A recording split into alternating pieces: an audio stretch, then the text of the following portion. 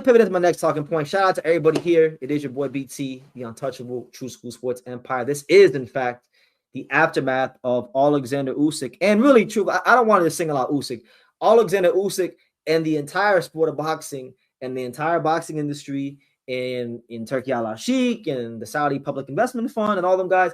This is the aftermath of all those things I named getting absolutely positively exposed by Rico Verhoeven. Shout out to Rico Verhoeven, man. Rico Verhoeven. See, now what Rico's done, Rico's forced me to have to go research him now and go learn about his career and his life, because now I'm fascinated. He was tremendous today, and I give him all the credit in the world. But because Rico looks so tremendous today, it's not such a tremendous thing for Usyk, and I think it won't change everybody's opinion on the pound for pound perspective, because a lot of people had this guy number one already. But in my opinion, it should make it a more clear, definitive case that the best fighter in the world right now, in terms of accomplishment, in terms of his standing in the sport, it's Naoya Inoue.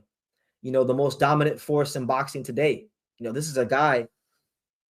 And yeah, I do like Inoue. I'm a huge Inoue fan. Inoue is a guy that I've covered here on True School. He's one of the most covered fighters in the history of this channel. He might be the most covered fighter in the history of this channel, because I was doing the numbers. I've made roughly 550 plus pieces of content regards to Inoue. So he's one of the most covered fighters in the history of this channel. He might be number one. It's either him or Canelo. They're like number one, number two, him, Canelo, or Crawford, right? Because they've all been great for a very long time. I've had to talk about them in many different ways and many different scenarios for as long as this channel's existed. But Inoue's had like 27 straight world title fights, world championship fights, something like that. 4-division champion, two division undisputed, two-time undisputed. And obviously, yeah, if you compare what he's doing right now, his last 2 or 3 fights, two to 4 fights over, let's say, 2023 in a way, or even when he was at bantamweight back in 2018, 2019. Of course, you know, Ramon Cardenas and Mirza Akhmadaliev and Picasso, that doesn't compare to, you know, Donaire and Emmanuel Rodriguez or Fulton and Marlon Tapales. But one thing about it is, and this is where I give Inoue a lot of credit, is 3 things actually. So number one, when he's been the A side of boxing, which he is around those weight class, he's A side versus everybody. Everybody is the B side of Inoue.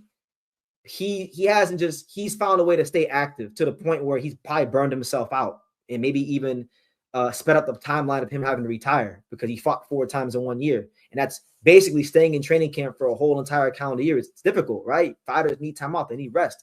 He ain't do that, right? That's one thing. The other thing is he fought Junto Nakatani, the other young, dominant, young Japanese guy, and did a super fight and sold 50,000 tickets, right? And we've seen instances on our side of the hemisphere where, you know, Terrence Crawford and Terrence Crawford found a way to not fight Jaron Ennis.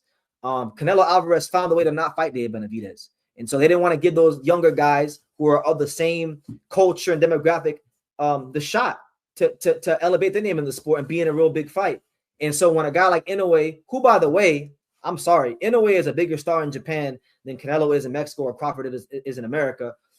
He did all that, and that says a lot about his character and his willingness to fight top competition. And then third, you know, you probably can't even name in Inoue's entire boxing career, you might not be able to even name 3 fights.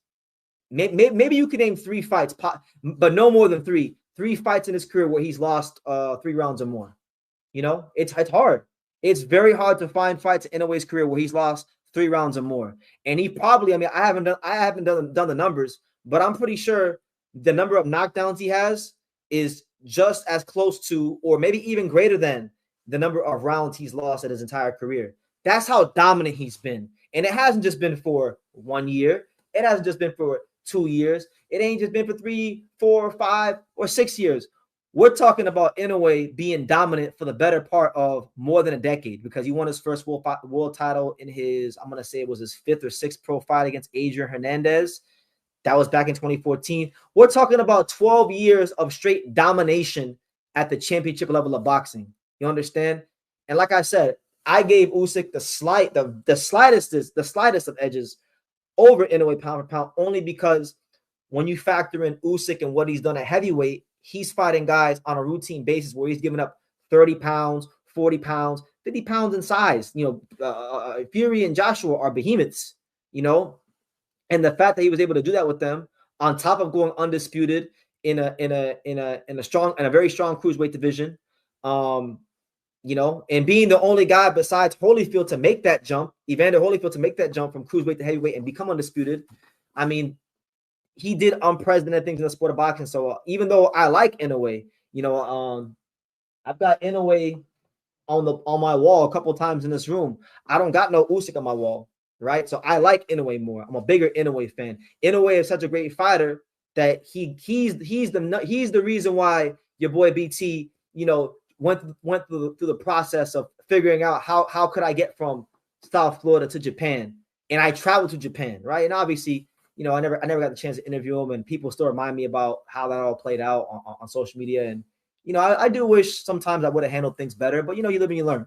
But either way, I'm bringing it up to say that Inoue is such a great fighter that he got me to go to Japan, right? He was that damn great, and so I'm not being biased here. I had Usyk slightly ahead of Inoue just because of what I mentioned with, the weight jump from cruiserweight to heavyweight. It's arguably, you could probably say, and I believe it to be the hardest weight jump in all of boxing, because it's a big discrepancy. You go from fighting guys who are 6'2", 6'3", 210 pounds to fighting guys 6'6", 6'7", 6'8", 260, 70 pounds. And of course, weight doesn't win fights. But there's no other scenario in boxing where a fighter is going to have to overcome a 30-pound, 20-pound, 40-pound weight discrepancy. And so the fact that he was able to do that against such high-level fighters, that right there was what gave him the nod to me. But it shouldn't be a discussion. The discussion should end today. If you were having any discussions, they should end on this fine day of May 23rd, 2026. Naoya Inoue is the best fighter in the world. The combination of dominance, accomplishments, activity, which I gotta always highlight that, the activity, and the longevity, all those things should be celebrated, commended, and respected. So Usyk really shot himself in the foot today, because now it's not even a discussion. And now you guys can actually start arguing about, since Usyk didn't do so great against this kickboxer, of course he's more accomplished than Shakur Stevenson. He's more accomplished than Bam. But truthfully, if you want to be honest, if you're using pound for pound and you're just basing it off of who have you beat, I mean, I think Bivol will have a great case for number two. Bivol beat Beterbiev, he beat Canelo, he beat Zordo, he beat Jean Pascal, he beat Joe Smith Jr. Like his resume is crazy. So I think the pound for pound discussion is a lot more interesting below the number one spot, but now I believe the number one spot really should not be a discussion. Now, if you feel that there are fighters that are better than Inoue, like if you feel that if you feel like Shakur Stevenson is better than Inoue from a skill standpoint, but he just hasn't gotten the fights to get in the number one spot, but you feel he is the best fighter in the world, the hardest guy to defeat, I can't knock you for that. I love Shakur Stevenson. I think Shakur Stevenson is exceptional.